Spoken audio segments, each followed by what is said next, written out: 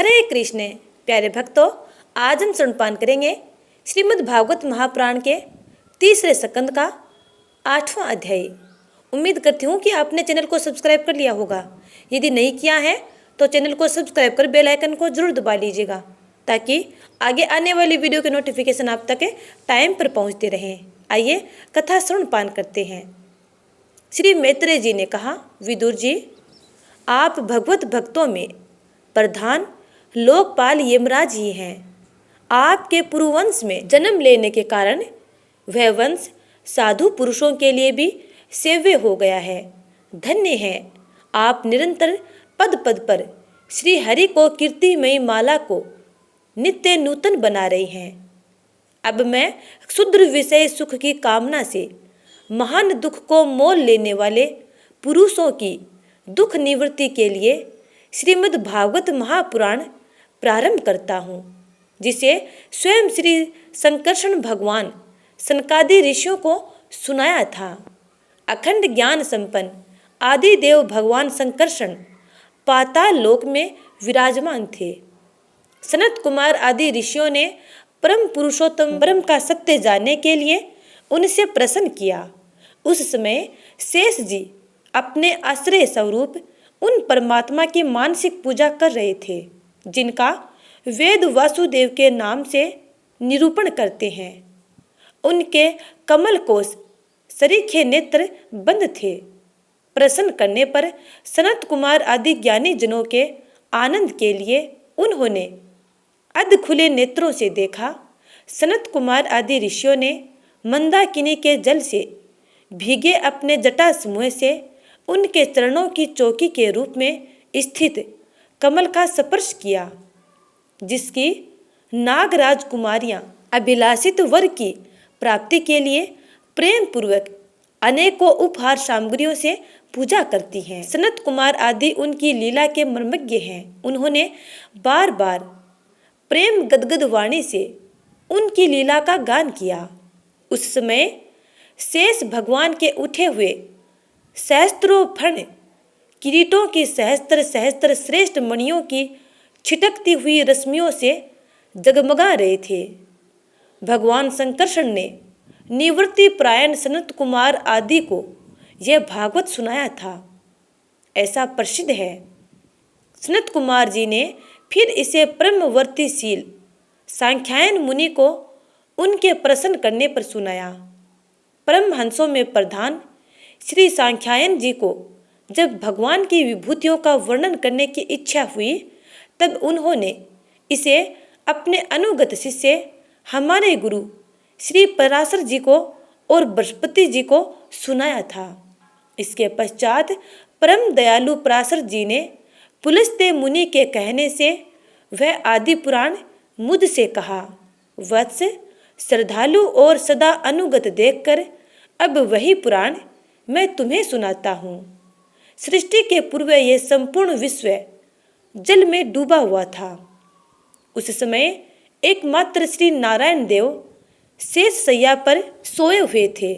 वे अपनी ज्ञान शक्ति को अक्षुण्ण रखते हुए ही योग निद्रा का आश्रय ले अपने नेत्र मूंदे हुए थे। सृष्टि क्रम से अवकाश लेकर आत्मानंद में मगन थे। उनमें किसी भी क्रिया का उन्मेष नहीं था।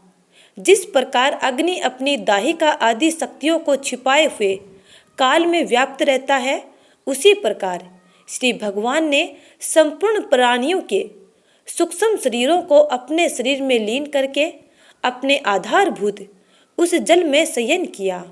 उन्हें सृष्टि काल आने पर पुनः जगाने के लिए केवल काल शक्ति को जागृत रखा। इस प्रकार अपने स्वरूप भूता इच्छा शक्ति के साथ एक सहस्त्र चतुर्युग पर्यंत जल में शयन करने के अनंतर जब उन्हों के द्वारा नियुक्त उनकी काल शक्ति ने उन्हें जीवों के कर्मों की प्रवृत्ति के लिए प्रेरित किया, तब उन्होंने अपने शरीर में लीन हुए अनंत लोक देखे। जिस समय भगवान को दृष्टि अपने निहित लिंग शरीर आदि सूक्ष्म तत्व पर पड़ी, तब वह रजोगुण से क्षुभित होकर सृष्टि रचना के निमित्त उनके नाभि देश से बाहर निकला। कर्म शक्ति को जात करने वाले काल के द्वारा विष्णु भगवान की नाभि से प्रकट हुआ। वह सूक्ष्म तत्व कमल कोश के रूप में सहसा ऊपर उठा और उसने सूर्य के समान अपने तेज से उस अपार जल राशि को देदीप्यमान कर दिया। संपूर्ण गुणों को प्रकाशित करने वाले उस सर्वलोकमय कमल में वे विष्णु भगवान ही अंतर्यामी रूप से प्रविष्ट हो गए। तब उसमें से बिना पढ़ाए हुए स्वयं संपूर्ण वेदों को जानने वाले साक्षात वेद मूर्ति श्री ब्रह्मा जी प्रकट हुए, जिन्हें लोग स्वयंभू कहते हैं। उस कमल को कर्णिका में बैठे हुए ब्रह्मा जी को जब कोई लोक दिखाई नहीं दिया, तब वे आंखें फाड़कर आकाश में चारों ओर गर्दन घुमाकर देखने लगे। इससे उनके चारों दिशाओं में चार मुख हो गए। उस समय प्रलयकालीन पवन के थपेड़ों से उछलती हुई जल की तरंग मालाओं के कारण उस जल राशि से ऊपर उठे हुए कमल पर विराजमान आदि देव ब्रह्मा जी को अपना तथा उस लोक तत्व रूप कमल का कुछ भी रहस्य न जान पड़ा। वे सोचने लगे, इस कमल की कर्णिका पर बैठा हुआ मैं कौन हूँ? यह कमल भी बिना किसी अन्य आधार के जल में कहाँ से उत्पन्न हो गया? इसके नीचे अवश्य कोई ऐसी वस्तु होनी चाहिए जिसके आधार पर यह स्थित है। ऐसा सोचकर वे उस कमल की नाल के सूक्ष्म छिद्रों में होकर उस जल में घुसे, किंतु उस नल के आधार को खोजते खोजते नाभि देश के समीप पहुंच जाने पर भी वे उसे पा न सके। विदुर जी उस अपार अंधकार में अपने उत्पत्ति स्थान को खोजते खोजते ब्रह्मा जी को बहुत काल बीत गया। यह काल ही भगवान का चक्कर है, जो प्राणियों को भयभीत करता हुआ उनकी आयु को अक्षीण करता रहता है। अंत में विफल मनोरथ हो वे वहां से लौट आए और पुनः अपने आधारभूत कमल पर बैठकर धीरे धीरे प्राण वायु को जीतकर चित्त को निसंकल्प किया और समाधि में स्थित हो गए। इस प्रकार पुरुष के पूर्ण आयु के बराबर काल तक अच्छी तरह योगाभ्यास करने पर ब्रह्मा जी को ज्ञान प्राप्त हुआ। तब उन्होंने अपने उस अधिष्ठान को, जिसे वे पहले खोजने पर भी नहीं देख पाए थे, अपने ही अंतःकरण में प्रकाशित होते देखा। उन्होंने देखा कि उस प्रलयकालीन जल में शेष जी के कमल नाल सदृश गौर और विशाल विग्रह की सैया पर पुरुषोत्तम भगवान अकेले ही लेटे हुए हैं। शेष जी के 10,000 फण छत्र के समान फैले हुए हैं। उनके मस्तकों पर किरीट शोभायमान है। उनमें जो मणियां जड़ी हुई हैं, उनकी कांति से चारों ओर का अंधकार दूर हो गया है। वे अपने श्याम शरीर की आभा से मरकतमणि के पर्वत की शोभा को लज्जित कर रहे हैं। उनकी कमर का पीतपट पर्वतों के प्रांत देश में छाए हुए सायंकाल के पीले पीले चमकीले मेघों की आभा को मलिन कर रहा है। सिर पर सुशोभित सुवर्ण मुकुट सुवर्णमय शिखरों का मान मर्दन कर रहा है। उनकी वनमाला पर्वत के रतन, जल प्रपात, औषधि और पुष्पों की शोभा को प्रास्त कर रही हैं तथा उनके भुज दंड वेणु दंड का और चरण वृक्षों का तिरस्कार करते हैं। उनका वह श्री विग्रह अपने परिमाण से लंबाई चौड़ाई में त्रिलोकी का संग्रह किए हुए हैं। वह अपनी शोभा से विचित्र एवं दिव्य वस्त्र आभूषणों की शोभा को सुशोभित करने वाला होने पर भी पीताम्बर आदि अपनी वेशभूषा से सुसज्जित है। अपनी अपनी अभिलाषा को पूर्ति लिए भिन्न भिन्न मार्गों से पूजा करने वाले भक्त जनों को कृपा पूर्वक अपने भक्त वांछा कल्प तरु चरण कमलों का दर्शन दे रहे हैं, जिनके सुंदर अंगुली दल नख चंद्र की चंद्रिका से अलग अलग स्पष्ट चमकते रहते हैं।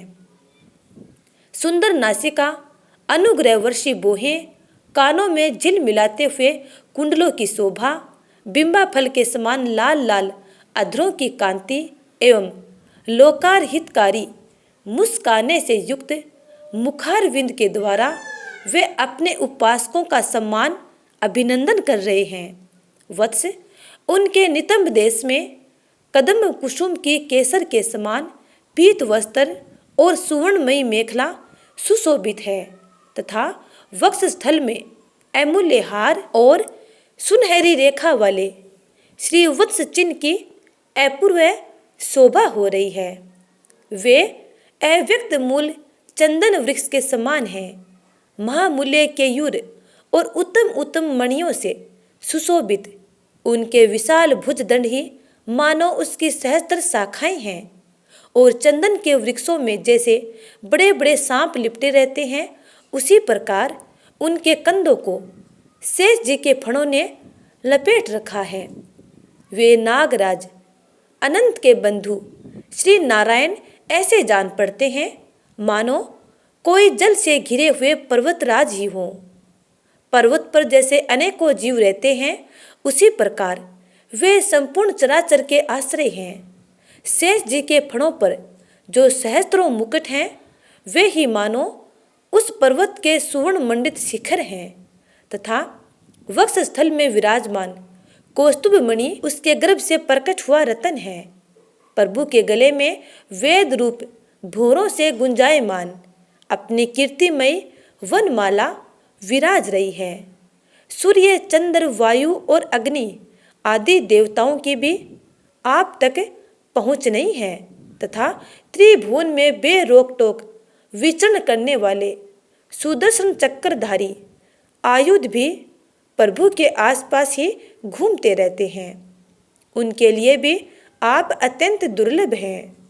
तब विश्व रचना की इच्छा वाले लोक विधाता ब्रह्मा जी ने भगवान के नाभि सरोवर से प्रकट हुआ वह कमल, जल, आकाश, वायु और अपना शरीर, केवल ये 5 ही पदार्थ देखे। इनके सिवा और कुछ उन्हें दिखाई न दिया। रजोगुण से व्याप्त ब्रह्मा जी प्रजा की रचना करना चाहते थे। जब उन्होंने सृष्टि के कारण रूप केवल ये 5 ही पदार्थ देखे, तब लोक रचना के लिए उत्सुक होने के कारण वे अचिंत्य गति श्री हरि में चित्त लगाकर उन परम पूजनीय प्रभु की स्तुति करने लगे। तो प्यारे स्नेहीजनों, आज की कथा यहीं पर समाप्त होती है। आगे की कथा जानने के लिए अगले अध्याय का इंतजार करना। तब तक के लिए जय श्री राधे।